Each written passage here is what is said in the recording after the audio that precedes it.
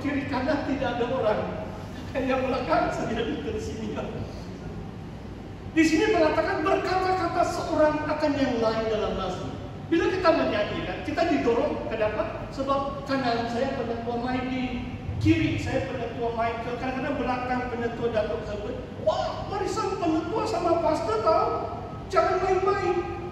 Bila kepimpinan bersatu, Tuhan mengurapi kehadiran Tuhan dinyatakan. Dan ini bukan hanya penetua. Kita nyanyi kidung ini satu kepada yang lain. Kita melambaikan tangan. Sekarang tidak bolehlah bergandengan tangan. Tetapi ada kelainan dalam suasana ibadah jemaah. Saya tidak tahu bagaimana kamu online, kamu menyanyilah sesama suami istri. Sekarang juga, haleluya.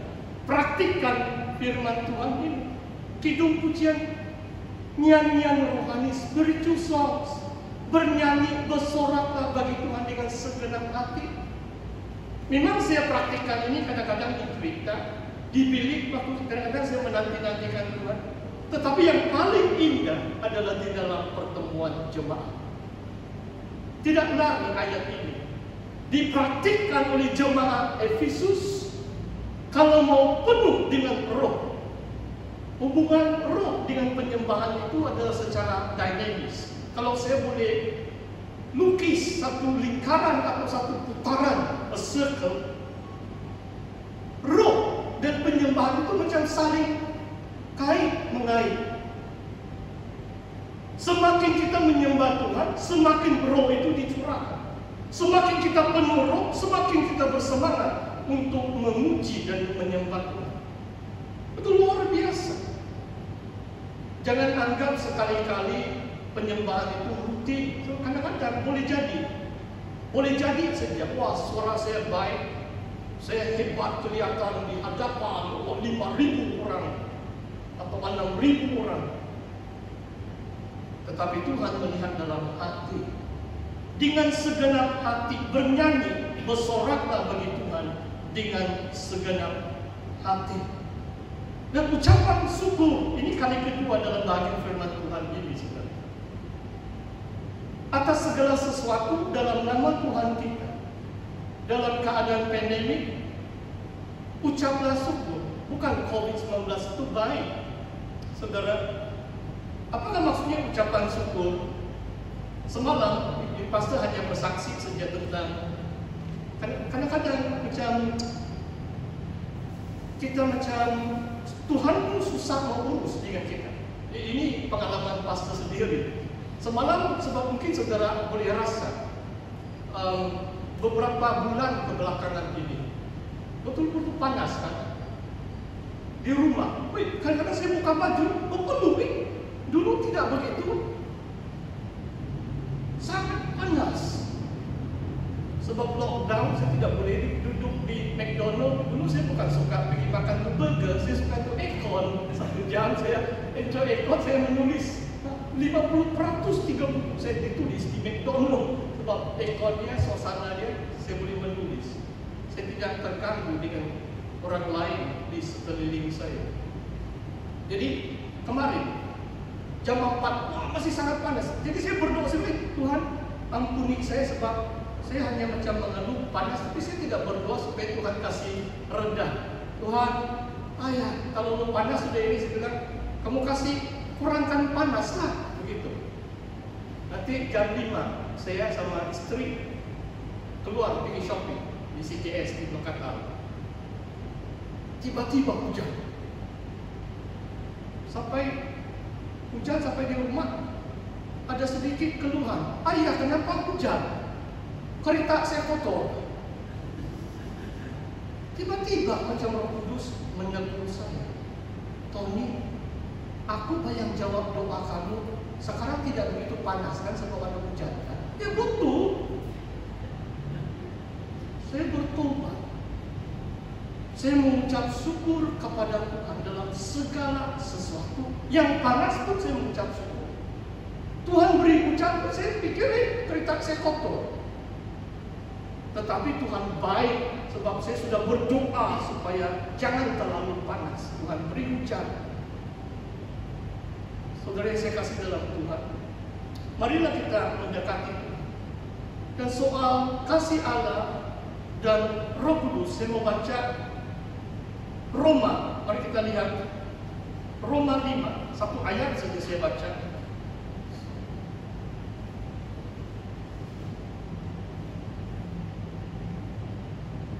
Roma 5 ayat ke-5. Tapi saudara boleh baca dari ayat yang kedua atau ketiga itu, tentang kesengsaraan menimbulkan ketekunan, ketekunan menimbulkan tahan uji, dan tahan uji menimbulkan pengharapan. Roma 5 ayat 5. Dan pengharapan tidak mengecewakan karena kasih Allah telah dicurahkan di dalam hati kita oleh Roh Kudus yang telah dikaruniakan kepada kita. Perhatikan ini, saudara. Dalam apapun stres atau tekanan cabaran hidup ini, termasuk masalah-masalah yang kita hadapi karena COVID-19, itu tidak harus membuat kita kecewa, tetapi itu menimbulkan ketekunan, tahan uji, menimbulkan pengharapan. Apa maksudnya tahan uji? Bagaimana kita boleh katakan kita tahan uji bila kerajaan mengizinkan untuk berbakti, pun ada jemaah tidak mau sebab mereka takut. Kenapa?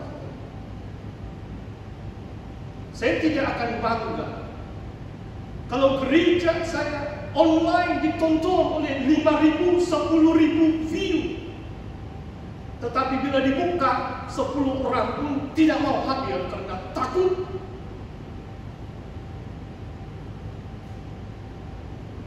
Banyak gereja, saudara boleh Google, YouTube, ribu-ribu view. Tetapi bila bebas beribadah pun, tidak ada orang mau datang. Adakah kita jadi orang Kristen, faith-wedded Christians, hanya masa-masa yang baik kita beriman? Kita harus tahu apa itu tahan uji, menimbulkan pengharapan bahwa pandemi ini akan berlalu.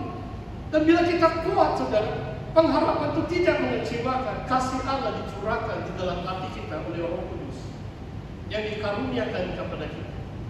Saudara, apakah maksud dalam kita bertahan atas melalui cabaran atau mengharungi berbagai cabaran? Kadang-kadang daging ini kan, manusia ini susah bertahan, kecuali dia tahu Allah menyertainya, kecuali dia tahu Tuhan mengasihi, dan melalui semua keadaan-keadaan yang perlu kita harungi, Allah mencurahkan kasih ke dalam hati kita. Kasih Allah tercurah di dalam hati kita bukan sesuatu mental atau intellectual assent, bukan hanya pegangan iman, tetapi kenyataan adalah reality dan pengalaman. Apakah kaitan Roh Kudus itu dengan nyanyian pujian ini? Wah saudara, beberapa minggu yang lalu sebelum lockdown, mungkin saya pernah bersaksi, beberapa lagu pujian begitu menyentuh hati saya.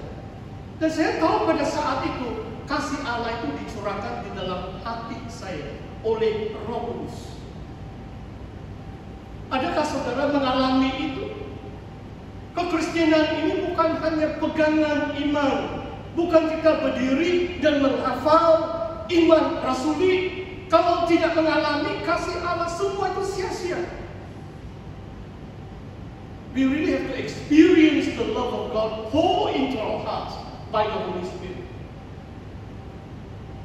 Kadang-kadang kenapa orang tidak alami itu? Sebab hidup mereka dinodai, tidak kudus. Sebab ini Roh Kudus. Hanya Roh Kudus.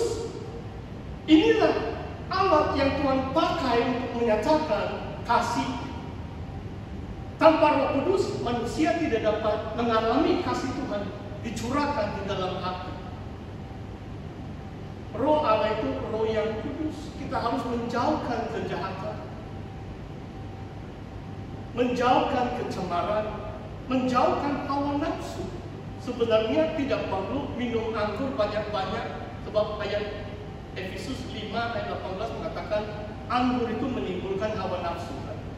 Sekarang banyak perkara boleh menimbulkan hawa nafsu. Manusia yang selagi kita hidup dalam daging ini, tubuh yang fana ini. Kalau kita baca Roma 6 dan 7, kita tahu prinsip dosa itu harus dikalahkan, diatasi oleh roh yang hidup yang ada di dalam Kristus Yesus. The Spirit of life in Christ Jesus. Roma 8 ayat 1. Yang memerdekakan kita dari prinsip dosa dan maut. Hanya kita dipenuhi dengan Roh Kudus, kita mengatasi segala hawa nafsu dan dapat mengalahkan godaan untuk berdosa, temptation to sin. Dan melalui Roh Kudus, waktu kita setia menyembah Tuhan, memuji Tuhan, Allah mencurahkan rohnya, mencurahkan kasihnya di dalam hati kita. Saudara, bagaimana mungkin kita mentaati perintah Tuhan yang terutama mengasihi Tuhan dengan segenap hati? Kalau kita belum mencapai kasih Allah terlebih dahulu. Bahkan 1 Yohanes 4 ayat 17 mengatakan kita mengasihi Dia karena Dia terlebih dahulu mengasihi kita. We love Him because He first loved us. Kita perlu mengalami kasih Allah yang sesungguhnya, baru kita dapat mengasihi Allah dengan segenap hati. Saudara, mungkin saya mau baca sebab saya sudah bagi pemimpin ujian. Ini ayat yang terakhir, bagus kita baca supaya tidak terlari. Yohanes bab yang ke-14, saya mau baca ini. Dan saya merasakan ini dengan satu pengalaman yang begitu nyata, khususnya dalam ibadah bersama jemaat Tuhan. Yohanes 14 ayat 23. Saya bacakan ayatnya. Jawab Yesus, jika seorang mengasihi aku, tujuan kita, tema utama kita, mengasihi Tuhan dengan segenap hati. Jika seorang mengasihi aku, ia akan menuruti firman-Ku. Kalau kita tidak rindu baca firman Tuhan-Ku, bagaimana mungkin kita boleh mengatakan kita mengasihi Tuhan? Mereka yang mengasihi Tuhan pasti merindukan firman. Pemazmur dalam Mazmur 119 itu diantara mazmur kegemaran saya. 150 ayat kalau saya tidak silap. Mazmur yang paling panjang, menceritakan betapa si pemazmur mengasihi Taurat Tuhan. Ada 8 perkataan dalam bahasa Ibrani. Taurat Tuhan, kesaksian Tuhan, titah Tuhan, janji Tuhan. Saya lupa sudah, saya hanya ingat 5 kunci. Barang siapa jika seorang itu mengasihi aku, kata Tuhan Yesus, ia akan menuruti firman-Ku. Perhatikan ini. Dan Bapa-Ku akan mengasihi dia. Saudara, saya mau coba kupas kalimat ini. Bapa-Ku akan mengasihi dia. Adakah Bapa kita, Allah Bapa kita, tidak mengasihi kita kalau kita tidak sungguh-sungguh menuruti firman? Jadi saya mau coba jelaskan kalimat ini dengan lebih mendalam. Biasanya orang Kristen tidak mungkin 100% setia. Namun Tuhan tetap setia dan mengasihi anak-anaknya. So, kasih Tuhan terhadap umat manusia, sekalipun mereka orang